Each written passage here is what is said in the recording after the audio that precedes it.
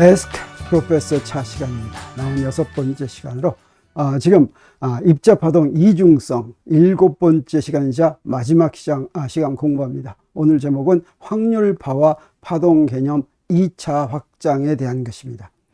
지난 시간 마지막 PPT부터 잠깐 보고 가겠습니다. 지난 시간에 양자역학의 결과를 어떻게 적용하는가 하는 문제를 봤죠. 그래서 슈레딩거 방정식의 풀이로 파동함수를 구한 다음에 파동함수는 푸사였습니다. 그리고 그 대상 입자나 대상 시스템에 대해서 어떤 물리량을 측정하고 싶으면 그 물리량에 대응하는 기대값을 그 파동함수에 적용하면 그 물리량의 고유값이 나온다고 했습니다. 그래서 고유값을 측정하게 됩니다. 고유값만 측정하게 되는데 측정할 때마다 그 고유값 중에서 이제 다른 것이 나오는데 이때 파동함수와 그 고유값에 대응하는 고유함수 사이에 그 곱해서 적분한 거, 이걸 스칼라곱이라고 하죠. 이 스칼라곱의 제곱이 바로 무엇이냐면 그 고유값을 측정할 확률이다라고 하는 것이죠. 그래서 이것을 말로 할 것 같으면 파동함수가 푸사인 상태에서 연산자가 Q인 물리량을 측정하면 어떻게 되냐? Q의 고유값 중에 하나가 측정되고 그 고유값인 n번째 고유값인 Qn이 측정될 확률은 파동함수와 그 고유값에 대응하는 고유함수의 스칼라곱의 제곱이다라고 하는 것입니다. 그리고 이제 한번 측정하면 어떻게 되냐? Q를 측정하면 그 파동함수는 무엇으로 바뀌어 버리냐면 그 QN에 대응하는 고유 벡터로 바뀌어 버립니다. 그것을 콜랩스 한다라고 했죠. 그래서 일단 파동함수가 그 고유 벡터로 고유함수로 바뀌어 버렸으니까 계속 측정하더라도 똑같은 고유값이 측정된다고 하는 거죠. 그래서 이렇게 고유값이 확률로 측정되는 이유가 바로 뭐냐면 측정하기 전까지는 무엇인지 알 수 없기 때문인데 일단 측정해서 무엇인지 알면 계속해서 그것이 측정되는 건 당연한 일이죠. 그리고 여기서 콜랩스라고 하는 말은 무슨 얘기냐면 하나로 정해진다. 우리가 그냥 붕괴한다 이렇게 번역을 하는데 그게 바로 하나로 정해진다 라고 하는 뜻이라고 그랬죠. 이제 우리 입자파동 이중성 문제에서 특히 전자의 이중 슬릿 실험 같은 것을 해석할 때는 무엇이 필요하냐면 무엇을 측정하냐면 위치를 측정하죠. 그래서 이 고유값에다가 고유값에 대응하는 물리량을 위치 연산자를 할 것 같으면 어떻게 보면 여기다 위치 연산자를 썼습니다. 그러면 여기에 파동함수의 위치 연산자를 적용하면 그 결과가 무엇이 됩니까? 그냥 바로 위치가 되죠. 위치가 나오고 바로 그 파동함수가 다시 나오죠. 자, 그랬을 때 이걸 다시 쓸 것 같으면 x를 측정할 x를 측정할 확률은 그 파동함수의 제곱이다. 이게 바로 확률 밀도가 되겠습니다. 이 말은 무슨 얘기냐면 x에서부터 x 플러스 dx 사이에 존재할 확률이 f사이 제곱 곱하기 dx다 라고 하는 것이나 마찬가지죠. 그래서 이걸 똑같이 아까 한 말을 반복할 것 같으면 파동함수가 푸사인 상태에 대해서 입자의 위치를 측정하면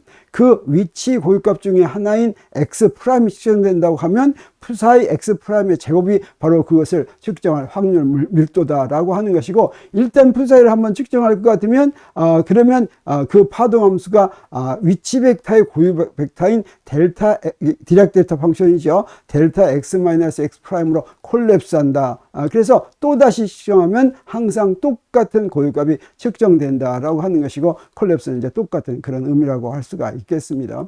그래서 콜랩스라고 하는 것은 하나로 정해진다라고 하는 것이죠. 그런데 우리 무엇이 파동이라고 하는 것을 무엇을 보고 알았었습니까? 간섭무늬를 보고 알았었죠. 그래서 우리 빛이 파동이라는 거 알 때 뉴턴이 빛이 입자라고 했는데 빛이 파동이라고 하는 걸 알아서 뉴턴의 입자설이 무력해지게 만든 호이겐스가 무엇을 보고 알았습니까? 빛의 이중 슬릿 실험을 해서 거기서 두 슬릿을 지나가는 두 빛이 합성에 의해서 이제 간섭무늬가 나왔기 때문이죠. 그러면 그때 간섭무늬가 나왔던 것은 그 역학적 파동 때문에 나온 것이 아니라 맥스웰 방정식에서 유도된 파동 방정식을 만족해서 나왔고 이런 간섭무늬가 나왔습니다. 그러면 전자가 파동의 성질을 갖고 있다고 알려주는 전자의 이중 슬릿 실험에서는 어떻게 되느냐? 우리 양자역학에서는 그 전자에 해당하는 파동함수를 슈레딩거 방정식을 풀어서 그 파동함수를 구한다고 그랬죠. 그랬을 때 슬릿의 두 구멍을 통과하는 파동함수가 중첩되면 그 중첩에 의해서 바로 간섭이 일어나는데, 이건 바로 양자역학의 운동 방정식인 슈레딩거 방정식을 만족하는 파동이다 라고 얘기할 수가 있겠고, 그 전자의 간섭문이 최근에 한 실험에 의할 것 같으면 이런 식으로 가만히 이건 무엇입니까? 지금 그 이중 슬릿이 있으면 전자를 천천히 하나씩 쏜 겁니다. 그러니까 천천히 하나씩 쏘면 이렇게 나중에 처음에는 아무데나 스크린에 도달하는 것 같았지만 나중에 한참 기다렸다 보니까 어떻습니까? 간섭 무늬가 확실하게 나타나죠. 그래서 이거는 그러면 조금 전에 온 전자하고 나중에 온 전자가 서로 간섭을 한 것이냐, 뭐 이런 이야기까지 하게 된 것입니다. 자, 그러면 우리 이 빛 전자기파가 합성에 의해서 간섭 무늬를 만든 경우하고, 그 다음에 양자역학에서 파동함수의 중첩에 의해서 간섭 무늬를 만든 걸 어떤 식을 만족하는지 한번 보겠습니다. 그래서 여기에 두 빛의 경우에, 두 전자기파의 경우에 파장과 주기가 진폭이 같고 위상만 다른 두 전자기파가 있다고 한다면, 그 전자기파를 표현하는 것은 우리 역학적 파동을 표현하는 것하고 똑같이 표현할 수가 있습니다. 그래서 사인 함수를 표현한다고 한다면 하나는 A sin kx 마이너스 오메가 t, 여기서 k가 파장분의 2파이고 오메가가 진동수분의 2파이죠. 그리고 진폭이 A인데 이것들이 같고 위상만 파이만 다르다고 한다면 요 두 개를 더한 것이 두 전자기파의 합성이죠. 그래서 요 두 개를 더할 때는 삼각함수의 덧셈, 요걸 이제 이용할 텐데, 그래서 yxt는 y1 더하기 y2라고 한다면 이대로 그대로 더합니다. 그러면 요걸 적용할 것 같으면 어떻게 하냐면 요걸 그대로 적용했더니 알파 더하기 베타, 다시 말하면 kx 마이너스 오메가 t 더하기 kx 마이너스 오메가 t 마이너스 파이 할 것 같으면 뭐가 나오냐면 빼기 한 걸 먼저 합니다. 빼기 한 것 같으면 2분의 파이만 나오고 그 다음에는 kx 마이너스 오메가 t 마이너스 2분의 파이 이렇게 되는데, 자, 요게 바로 파동이죠. 파동을 표현하려면 이 안에 kx 마이너스 오메가 t 이렇게 돼야지 되고, 요 앞에 있는 부분이 바로 진폭인데, 이 합성된 파동의 진폭인데, 이 진폭이 바로 무엇에 의존합니까? 두 파동의 위상차의 절반에 이렇게 이제 의존하죠. 그래서 만약에 이 위상차가 2파이의 정수배라고 한다면, 그러면 코사인 파이가 바로 코사인 제로나 코사인 2파이나 이런 게 바로 1이죠. 그래서 이건 2의 1이라는 값을 갖게 되고, 언제 진폭이 2A입니다. 그리고 이 전자기파의 세기, 빛의 세기는 이거의 바로 제곱이니까 그 세기가 4A 제곱이 되는 걸 알 수가 있고, 이게 바로 보강간섭에 해당하는 것입니다. 그리고 위상차가 파이의 홀수배다라고 하면 이거는 90도, 그 다음에 270도 이런 것들은 전부 0이죠. 그런 경우에는 바로 이 진폭이 뭐가 됩니까? 0이 돼버리니까 이건 상쇄간섭이 된다. 이렇게 위상차에 의해서 보강간섭이 생기고 상쇄간섭이 생겨서 바로 간섭무늬를 보인다고 하는 것이죠. 그러면 양자역학에서는 어떻게 해서 간섭무늬가 보이느냐? 두 파동함수를 이제 중첩을 시킵니다. 그래서 전자가 자유전자라고 한다면, 다시 말하면 포텐셜 에너지에 영향을 받지 않고 자유전자라고 한다면 일정한 에너지, 일정한 선운동량을 가지고 움직입니다.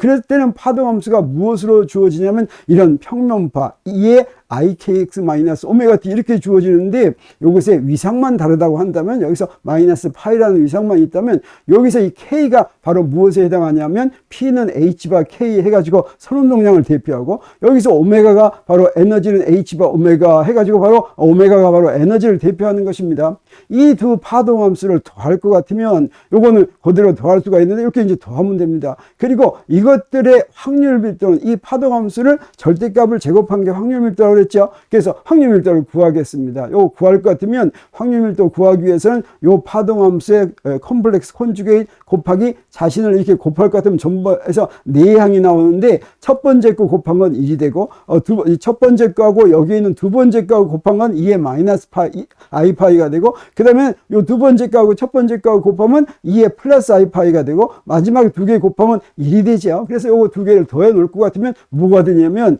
여기에 2의 마이너스 마이너스 i파이하고 더하기 2의 플러스 i파이 할 것 같으면 이거는 코사인 2파이가 됩니다. 이 코사인 파이가 됩니다. 그리고 허수 부분은 없어져 버리죠. 그래서 이게 2a제곱 1 더하기 코사인 파이 이렇게 되는데 이것도 바로 위상 차이에 의해서 위상자 파이가 2파이의 정수배면 이 파이 제곱이 어떻게 됩니까? 4a 제곱이 되죠. 그래서 아까하고 똑같죠. 그래서 여기에 보강 간섭이 이렇게 되고 그 다음에 위상 차이가 파이의 홀수배면 어떻게 됩니까? 여기 코사인 파이가 파이의 홀수배일 것 같으면 요거 마이너스 1이 됩니다. 그래서 파이 제곱이 0이 돼가지고 요거 상수의 간섭이 돼가지고 똑같이 바로 확률 밀도가 이것처럼 정수배 보강 간섭과 상쇄 간섭을 준다라고 하는 거죠. 다시 말하면 확률 밀도가 굉장히 큰 데가 있고 확률 밀도가 0인 데가 교대로 나타난다고 하는 것입니다. 그래서 전자가 그 위치에 도달할 확률이 이렇게 정해져 있다고 하는 것이죠. 자, 이렇게 정해져 있으면 어떠냐? 우리 하나씩 보낼 때도 똑같은, 여기서 예를 들어서 주사위를 한번 던져보기로 하겠습니다. 이거 주사위 던질 것 같으면 우리 확률을 알죠? 1에서부터 6까지 주사위 중에서 어떤 1이 나올 확률, 2가 나올 확률이 어떻습니까? 이 주사위를 완전히 대칭으로 만들었다면, 어디가 좀 무겁지 않게 만들었다면 어떻게 되겠어요? 이거 어디로 던지든지 전부 다 확률이 6분의 1씩 되겠죠? 그래서 이걸 던져보기로 하겠습니다. 그래서 1에서 6까지 실제로 내가 이렇게 던져봤어요. 내가 이렇게 던져봤더니 어떻게 내가 던져가지고 이걸 하나씩 전부 했습니다. 처음에 1 나올 때, 2 나올 때 이걸 전부 했어요. 그래서 이렇게 했더니 여기 이런 식으로 되는 거. 요거 지금 내가 하나씩 전부 다 한 것입니다. 이렇게 해서 여기서 꽉 찼어요. 이렇게 꽉 차니까 요거 밑으로 내려가지고 다시 또 던졌어요. 그랬더니 막 이렇게 됩니다. 이거 보니까 어떻습니까? 여기 완전히 똑같아지지는 않지만 굉장히 오랫동안 던지면 요게 다 높이가 똑같아질까 하는 기대가 있어가지고 이렇게 보고서 또 여기서 끝까지 했기 때문에 또 밑으로 내렸어요. 그리고 또 던졌어요. 이렇게 지금 요거 빨주노초 파남보로 색깔을 했습니다. 지금 7번까지를 한번 반복해 보려고 하는 거예요. 그래서 이렇게 했더니 어떻습니까? 또 했는데 봤더니 어때요? 이 높이가 다 똑같아지진 않고 이렇게 들쭉날쭉한 게 비슷하죠. 또 던졌습니다. 또 던져서 이렇게 던져봤어요. 이번엔 빨주노초 4번째로 던진 거예요. 그랬더니 어떻습니까? 역시 이 들쭉날쭉한 거 거의 마찬가지입니다. 자, 이렇게 해서 던졌습니다. 계속. 그리고 이렇게 다 돼서 또 던졌어요. 그래서 요 파가 돼가지고 이렇게 또 던졌습니다. 이렇게 계속 던졌어요. 그리고 이렇게 끝까지 던진 다음에 또 던졌어요. 네, 이렇게 또 계속 이렇게 이제 요거 이제 6번째 던진 거죠. 6번째 던져서 이렇게 끝까지 간 다음에 또 나중에 보라색까지 이렇게 계속 던졌습니다. 이렇게 계속 던졌더니 이렇게 됐는데, 자, 이 결과를 한번 보겠습니다. 자, 그래서 이렇게 마지막 결과를 이렇게 보면 요거 매번 던질 때마다 여기에 들쭉날쭉한 게 비슷한 것 같은데 요거를 차근차근 이렇게 놓고 볼 것 같으면 첫 번째 거 이렇고, 두 번째 거 이렇고, 세 번째 거 이렇고, 네 번째, 다섯 번째, 여섯 번째, 일곱 번째 전부 다 들쭉날쭉하지요. 자, 이건 사실은 뭐냐면 하나를 중간에 끝까지 차서 다시 던졌으니까 어떻게 던진 거나 마찬가지냐면 이렇게 던진 거나 마찬가지입니다. 이렇게 던진 거나 이렇게 마찬가지. 이렇게 던진 거나 마찬가지이기 때문에 중간에 한 번씩 던진 거를 볼 때는 들쭉날쭉한 게 이렇게 거의 비슷하다고 볼 수가 있는데, 지금 이거 전부에서는 991번 던진 거예요.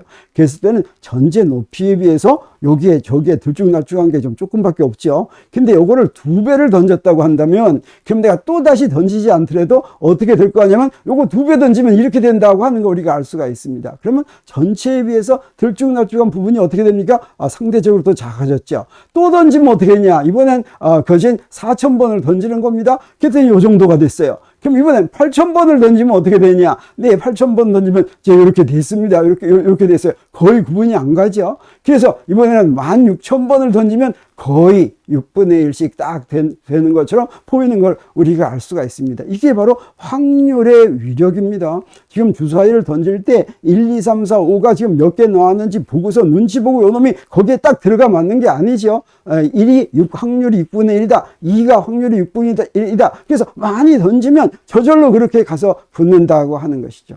그래서 양자역학에서 파동함수의 제곱이 확률이라고 하는 의미가 바로 그렇다고 하는 것입니다. 그래서 아까 우리 전자 실험할 때 어땠습니까? 주사위 던지기하고 전자 실험하고 한번 비교해 보겠어요. 이렇게 해서 16000번 던졌더니 6분의 1씩 다 똑같이 던져졌죠. 전자의 이중슬리 실험도 어떻습니까? 이거는 지금 16000번 정도가 아니라 아주 수만 번 던진 게 되죠. 그러니까 어떻게 됩니까? 파동함수의 확률에 거의 딱 맞게 이렇게 간섭무늬가 나타나는 걸 우리가 알 수가 있습니다. 자, 그러면 이건 어떻습니까? 이거는 파동이 와가지고 두 파동이 간섭해서 이렇게 된 겁니까? 사실은 양자역학은 뭐라고 얘기하냐면 측정하기 전까지 파동함수는 측정하는 양이 아닙니다. 그래서 전자가 출발을 해서 슬리드에서 출발해서 스크린에 올 때까지는 어디 있는지 알 수가 없어요. 파동함수로 기술이 되는데 만약에 측정한다면 각각의 위치에서 그 확률로 주어지긴 하겠죠. 그렇지만 그 파동이 어디 있는지 모르는데 스크린에 도달하니까 많이 쏘니까 어떻습니까? 이렇게 간섭 무늬가 생긴다고 해가지고 이 전자가 파동의 성질을 가지고 있다 또는 파동으로 행동한다 이렇게 얘기한 것입니다. 그래서 파동의 개념을 확장할 필요가 있습니다. 우리가 앞에서 한번 파동의 개념을 확장한 거 경험이 있기 때문에 이번에는 파동 개념 확장하기가 그렇게 어렵지가 않습니다. 19세기까지만 하더라도 파동이라는 건 뭐라고 그랬습니까? 매질의 진동이 전달되는 현상이었죠. 그래서 매질이 없으면 파동 자체가 이제 존재할 수가 없었고, 그래서 두 파동이 만나면 각 파동에 의한 매질의 진동이 중첩된다. 이거는 벡터적으로 더해진다는 거였습니다.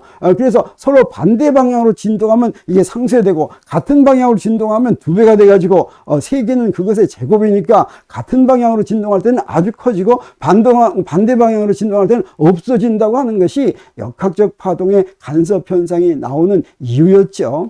그래서 결이 맞는 두 파동이 만나서 간섭을 만드는데 이 간섭 무늬가 파동인지 아닌지 판단하는 그 기준이 바로 뭐였습니까? 간섭 무늬였죠. 그런데 우리 전자기파의 경우에는 어땠습니까? 19세기 말에 전자기파를 알게 됐습니다. 그래서 토마스 영이 빛의 그 이중 슬릿 실험에서 간섭 무늬가 나오니까 이게 파동이 분명하구나. 그때는 어떻게 생각했습니까? 이거는 역학적 파동이라고 믿었던 것이죠. 그래서 간섭 무늬를 만들어서 파동에 속한다고 믿었지만 종전의 파동과는 전혀 다른 이유로 간섭 무늬를 만드는 것을 우리가 알았죠. 전자기파는 어땠습니까? 종전 파동과는 전혀 다른 현상이죠. 다시 말하면 매질이 아예 없죠.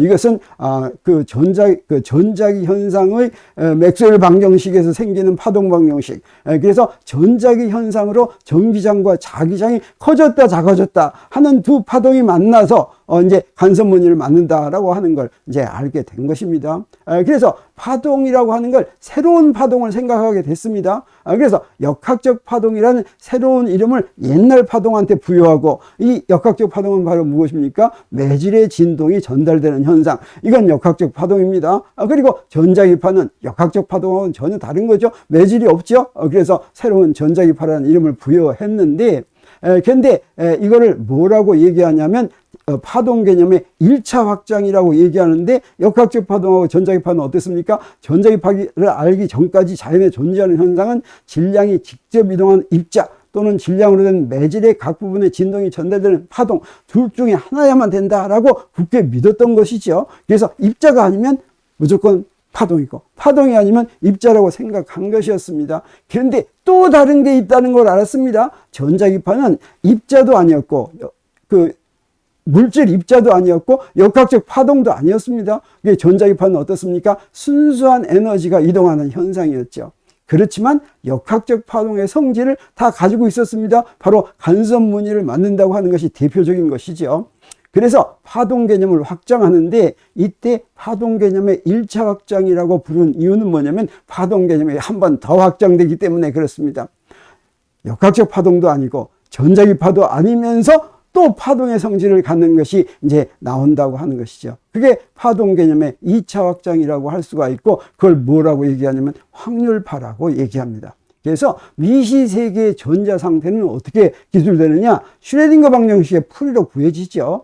그래서 그 파동함수로 대표되지만, 파동함수는 사실은 직접 측정하는 물리량이 아닙니다. 그래서 파동함수는 허수도 가능한 것이죠. 허수라고 하는 건 직접 존재하는 게 아니죠. 파동함수는 숫자로 표현할 때 허수도 또는 복소수도 가능한 그런 파동함수고, 이건 전혀 측정하는 양과는 전혀 관계가 없는 것인데, 우리가 앞에 기대값의 통계적 해석에서 보듯이 파동함수의 제곱이 어떤 의미를 갖고 있습니까? 어떤 위치가 있으면 그 위치에 존재할 확률 밀도라고 하는 그런 이제 관계를 갖고 있죠. 그래서 두 파동함수, 이중 슬릿이 있으면 이중 슬릿을 지나가는 한 슬릿을 통과한 파동함수하고 다른 슬릿을 통과한 파동함수가 중첩이 되면 어떻게 되냐? 이 중첩이 되면 이것의 절대값이 바로 간섭무늬를 만드는 것이다 라고 하는 거 우리가 조금 앞에서 봤죠. 그래서 확률파는 역학적 파동이나 전자기파하고는 전혀 다른 방법으로 간섭무늬를 만드는 것이죠. 그래서 이때 확률파도 파동이라고 부르는데 왜 파동이라고 불렀습니까? 간섭무늬를 만들기 때문에. 간섭무늬를 만들지만 이게 역학적 파동은 아니다라고 하는 거죠. 전자기파도 아니다라고 하는 거죠. 그래서 파동 개념의 2차 확장이다 이렇게 부르는 것입니다.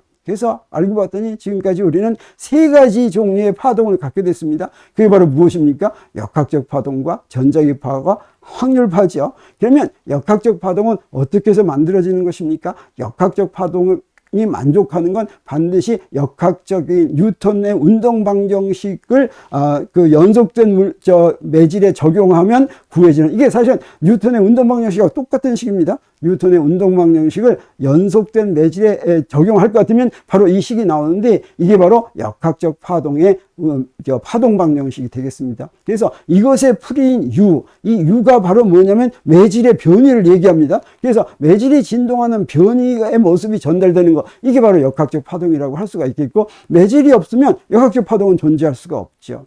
근데 전자기파는 어땠습니까? 전자기파는 맥스웰 방정식으로부터 유도되는, 맥스웰 방정식은 전기장과 자기장이 만족하는 방정식이죠. 그 맥스웰 방정식에서부터 또 파동 방정식, 똑같은 전기장과 자기장이 역학적 파동 방정식과 똑같은 종류의 파동 방정식을 만족했죠. 그렇지만 요것의 풀이는 무엇입니까? 이 E는 전기장과 자기장입니다. 매질과는 전혀 상관이 없는 것이죠. 그래서 공간에 생기는 매질과는 상관이 없는 전기장과 자기장이 변화하면서 진행하는 그런 파동, 그 전자기 파동이 간섭을 일으킨다라고 얘기할 수가 있겠습니다. 그리고 확률파는 어떠냐? 이 역학적 파동은 공간에 전체적으로 존재합니다. 역학적 파동이 존재하고 전자기파도 공간에 전체적으로 역학적 파동이 존재하죠. 근데 양자역학에서의 확률파라고 하는 것은 어떻습니까? 이 확률파는 슈레딩거 방정식으로 이제 정해지는 파동함수가 만족하는 것인데, 파동함수는 어떻게 했다고 그랬어요? 측정되는 물리량이 아니라고 그랬죠. 그래서 이게 측정될 때까지는 중간에 어떻게 무엇이 있는지 모릅니다. 여기에 뭐가 오는지 모르는 거예요. 그냥 파동함수로 기술이 될 뿐입니다. 그런데 측정되는 물리량은 바로 뭐냐면, 스크린이 있으면, 어디 내가 관심 갖는 데가 있으면 이 파동함수의 제곱인 확률 밀도로 여기에 이제 모양이 간섭무늬가 생기는 것이죠. 그래서 이 확률파라고 하는 것은 역학적 파동과도 전혀 관계가 없고 전자기파하고도 전혀 관계가 없는 또 다른 종류의 파동의 성질을 갖는 것, 다시 말하면 간섭무늬를 보이는 그런 현상이다 라고 하는 것을 우리가 이해할 수가 있겠습니다. 그래서 우리 입자파동의 이중성을 얘기하는데, 우리 앞에서 빛의 입자파동 이중성은 우리 빛을 입자로 얘기하는 것은 전자기파의 양자역학을 적용한 전기 동력학, 양자 전기 동력학, QED라고 부르는, 거기에서 비로소 설명한다고 그랬죠. 근데 전자에 대한 입자파동 이중성은 무엇으로 설명이 되냐면 바로 양자역학으로 이제 설명이 됩니다. 그래서 20세기 초에 전자가 그냥 물질 입자라고 생각한 것이죠. 그런데 전자가 바로 물질파, 드브로이의 물질파 제안에 의해서 이게 역학적 파동인 것처럼 그렇게 보였죠. 그래서 그 전에 19세기까지만 하더라도 물질 입자이기도 하고 역학적 파동이기도 한 것은 불가능한 일인데, 어떻게 미세계에 있는 전자는 물질 입자이기도 하고 역학적 파동이기도 한 성질을 다 가질까라고 하는 미스터리가 있었는데, 그때까지의 미스터리지. 그래서 전자가 입자이기도 하고 파동이기도 하다라고 하는 것은 양자역학이 나오기 전까지 얘기입니다. 양자역학이 나오고 나서는 이 문제가 모두 해결됐다라고 하는 거죠. 어떻게 해결됐습니까? 우리가 이미 해결된 걸 봤습니다. 전자와 같이 미세계를 구성하는 대상은 물질 입자와 역학적 파동으로 분류되는 대상이 아예 처음부터 아니고 다른 것이었습니다. 근데 우리가 아는 것은 입자와 파동, 물질 입자와 역학적 파동밖에 없으니까, 물질 입자하고 비슷한 성질을 갖고 있으면 이거 물질 입자인가 보다. 그 다음에 역학적 파동하고 같은 성질을 갖고 있으면 이거 역학적 파동인가 보다. 그랬지만 미세계에 대한 대상은 그게 아니었던 것이죠. 그래서 미시세계의 대상은 어떻게 설명해야 되냐면 슈레딩거 방정식을 만족하는 파동함수를 기술해야지 되고, 어떤 이제 물리량을 측정했습니다. 그리고 그 고유값을 측정하면 그 고유값에 대응하는 고유함수의 제곱이 그 고유값이 측정될 확률이다, 이렇게 해석한다고 그랬죠. 근데 이 입자와 파동 두 가지 성질을 간다라고 하는 얘기는 무슨 얘기냐면, 그렇게 해서 측정한 결과가 어떤 경우에는 입자에 대한 성질로 보일 때도 있고, 어떤 경우에는 파동에 대한 성질로 보일 때도 있습니다. 그러면 그렇게 입자가 갖고 있는 성질을 갖고 있는 것을 보면, 아, 전자가 입자인가 보나, 이렇게 생각하고, 파동이 갖고 있는 성질과 같은, 그 역학적 파동이 갖고 있는 것 같은 성질을 갖고 있으면, 아, 그게 역학적 파동인가 보다, 이렇게 생각하는데, 양자역학은 그렇게 하면 안 된다라고 하는 것을 우리가 이제 알려주는 것이죠. 그래서 미세계의 입자 파동 이중성에 대한 문제는 양자역학으로 완벽히 해결되어 있고, 때로는 어떤 말 하냐면, 전자가 이중슬릿에서 전자가 통과돼 나오는데, 이 전자를 바라보고 있으면 입자로 행동하고 바라보지 않으면 파동으로 행동한다, 뭐 이런 얘기 하죠. 이런 얘기는 말이 되지 않는 얘기겠죠. 그래서 미세계, 양자역학이 지배하는 세계가 아무리 이상하더라도 우리 도저히 논리적으로 이해되지 않는 그런 일은 누가 보면 입자이고 안 보면 파동이고 이런 건 있기가 어렵죠. 자, 그거 우리가 이해할 수가 있고, 이 모든 문제는 양자역학으로 완벽하게 해결이 됐다라고 하는 것을 이제 우리가 이제 이 강의로부터 알 수 있었으면 좋겠습니다. 그래서 이 전자를 파동이라고 하는 이야기는 바로 어떤 파동이라는 것입니까? 역학적 파동도 아니고 전자기파도 아니고 확률파라고 하는 파동이다 라고 하는 것입니다. 새로운 현상이다 라고 하는 것이죠. 자, 이렇게 해서 입자파동 이중성 7번의 강의에 걸쳐서 전부 마치기로 하겠습니다. 네, 다음 시간은 또 다른 이야기로 오겠습니다.